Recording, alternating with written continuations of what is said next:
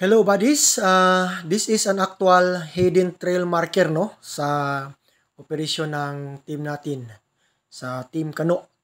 So kung papansinin natin buddies, Blackstone ito siya at nakuha ito siya sa 1 yard underneath, no? Nasa 3 feet na. So that means hidden trail marker talaga.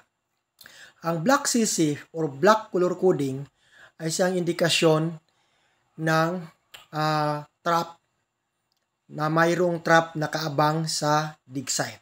So kung inyong papansinin buddies, para siyang mukha ng tao or any animal, yan. May mata, may taba sa ilong at may bibig. So ito siya, ilagay na natin na human head. So warning talaga, caution for any danger trap. Pwede poison, pwede bar down trap, or any delikado na mga dadaanan patungo sa target object underneath. So pag makakuha kayo nito, black CC din human head pa talaga, no?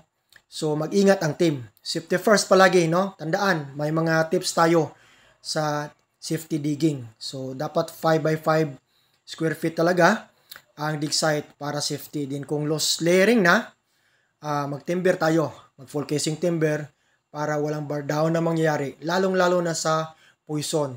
Maghanda ng neutralizer. Okay? Bansay buddies!